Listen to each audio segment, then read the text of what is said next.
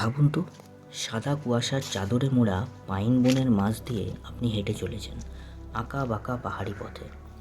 চারপাশ এতটাই নিস্তব্ধ যে শোনা যাচ্ছে শুধু গাছের পাতায় জমে থাকা শিশিরের টুপটাপ শব্দ আর নাম না জানা পাখিদের ডাক। আর ঠিক কিছুক্ষণ পরেই আপনার সামনে খুলে গেল যেন স্বপ্নের একটা ছোট্ট পাহাড়ি গ্রাম। নীল আকাশের নিচে সারি সারি রঙিন কাঠের ঘর, মাথার পিছনে উঁচু করে দাঁড়িয়ে থাকা পাহাড়, চারদিকে ঘন পাইন বন, যেন ক্যালেন্ডারের পাতায় দেখা কোনো ছবি হঠাৎ বাস্তবে জীবন্ত হয়ে উঠেছে। শহরের কোলাহল থেকে বহু দূরে, যেখানে সময়ও একটু ধীরে বয়ে যায়, এমন এক অন্যরকম জীবনের অনুভূতি পেতে চাইলে আজকের ভিডিও আপনার জন্য। Welcome to Chatakpur. দার্জিলিং জেলার স্যাঞ্চাল ওয়াইল্ড লাইফ স্যাংচুয়ারির মধ্যে অবস্থিত এই ছোট্ট অফবিট গ্রামটি সমুদ্রপৃষ্ঠ থেকে প্রায় ৭,৮০০ ফুট উচ্চতায় অবস্থিত। নীরবতা, পাইন বন আর কাঞ্চনজঙ্ঘার অসাধারণ ভিউয়ের জন্য ধীরে ধীরে ট্রাভেলারদের কাছে খুবই জনপ্রিয় হয়ে উঠেছে এই জায়গা। আমরা ২২শে মে সকাল ৬:৩০ নাগাদ এনজিপি থেকে যাত্রা শুরু করেছিলাম।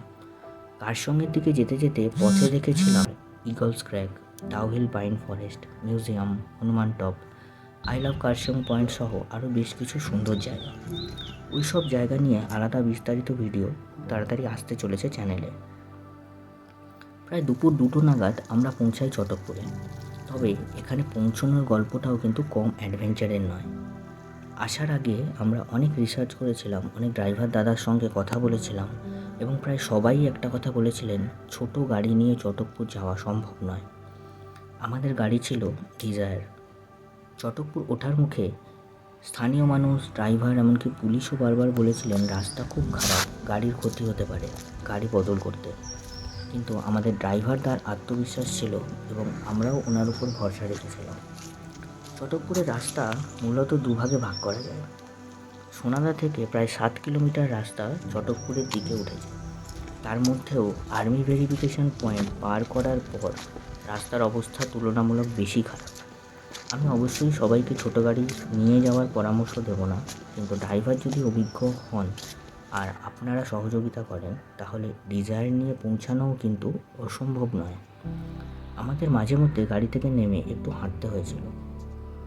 তবে একটা কথা আমি নিশ্চিতভাবে বলতে পারি, চটকপুর যাওয়ার সেই জঙ্গলের রাস্তা দিয়ে হাঁটার অনুভূতি ভাষায় প্রকাশ করা সম্ভব নয়। চারপাশে পাইন বন, ঠান্ডা বাতাস, ভেজা মাটির গন্ধ আর নিস্তব্ধতা, সে যেন ধীরে ধীরে একটা অন্য জগতে ঢুকে পড়েছেন। আর্মি ভেরিফিকেশন পয়েন্টে কোনো টাকা লাগে না, শুধু নিজেদের অরিজিনাল আইডি প্রুফ সঙ্গে রাখবেন। নতুন ড্রাইভার হলে ওনারা নিজেরাই খুব ভালোভাবে গাইড করে দেন। আর একটা গুরুত্বপূর্ণ বিষয় হলো এখানে নেটওয়ার্ক বারবার ওঠানামা করে, তাই গুগল ম্যাপ অফলাইনে সেভ করে রাখাই ভালো। এবার বলি আমরা কোথায় ছিলাম। আমরা ছিলাম আপার চটকপুরের প্রেম হোমস্টেতে। এই হোমস্টে ভিউ টাওয়ারের খুবই কাছে, তাই বয়স্ক মানুষ সঙ্গে থাকলেও হাঁটতে খুব বেশি হয় না। এখানে আমি কোনো লাক্সারি ব্লগার হিসেবে যাইনি, আমি একজন সাধারণ মানুষ হিসেবে যে অভিজ্ঞতা পেয়েছি সেটাই আপনাদের সঙ্গে শেয়ার করছি। ঘরগুলো খুবই স্পেশিয়াস, পরিষ্কার পরিচ্ছন্ন আর বেসিক অ্যামিনিটিস সবই ছিল। ওয়াশরুমও যথেষ্ট ক্লিন ছিল। কিন্তু আমাদের সবথেকে বেশি ভালো লেগেছিল ওনাদের কাঠের জালের রান্না। খুব সাধারণ হালকা মশলার খাবারও যে এত সুস্বাদু হতে পারে এটা এখানে না এলে বুঝতেই পারতাম না। আর তার থেকেও বেশি মন ছুঁয়ে গিয়েছিল ওনাদের ব্যবহার আর আতিথেয়তা। সবসময় হাসি মুখে সাহায্য করে যাচ্ছিলেন। পরের দিন সকালে আমরা ব্রেকফাস্ট টাইমিংয়ের অনেক আগেই বেরিয়ে পড়েছিলাম, তবু ওনারা খুব ভোরে উঠে প্রপার ব্রেকফাস্ট তৈরি করে দিয়েছিলেন। এই আন্তরিকতা সত্যিই মন জয় করে নেওয়ার মতো।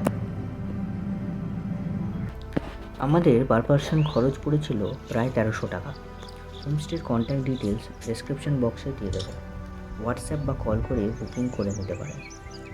এখন যদি আবহাওয়ার কথা বলি তাহলে এখানে টেম্পারেচার সাধারণত ১৬ থেকে ২০ ডিগ্রির মধ্যে থাকলেও ফগ আর হাওয়ার জন্য সন্ধ্যে থেকে সকাল পর্যন্ত বেশ ঠান্ডা লাগে, তাই হালকা গরম জামাকাপড় অবশ্যই সঙ্গে রাখবেন। যেহেতু জঙ্গলের মধ্যে জায়গাটা অবস্থিত তাই ইনসেক্ট রিপালটেন্ট রাখলেও কাজে লাগবে। আর যদি কাঞ্চনজঙ্ঘা ক্লিয়ার দেখতে চান তাহলে অক্টোবর থেকে ডিসেম্বর হলো এখানে আসার সব থেকে ভালো সময়। যদিও ওয়েদার এনজয় করতে চাইলে বর্ষার হেভি সময়টা বাদ দিয়ে বছরের প্রায় যে কোনো সময়ই আসা যায়। যাদের সাইট সিং করার প্ল্যান নেই তারা এনজিপি থেকে শেয়ার কারে সোনাদা এসে সেখান থেকে রিজার্ভ গাড়ি করে চটকপুর আসতে পারেন। তবে ফ্যামিলি নিয়ে এলে বা সাইট সিংয়ের প্ল্যান থাকলে রিজার্ভ গাড়ি নেওয়াই ভালো। সিজন অনুযায়ী গাড়ির ভাড়া ওঠানামা করে। আমরা নিজেরাই গাড়ি বুক করেছিলাম আর আমাদের খরচ পড়েছিল অ্যাপ্রক্স 4,000 টাকার মতো।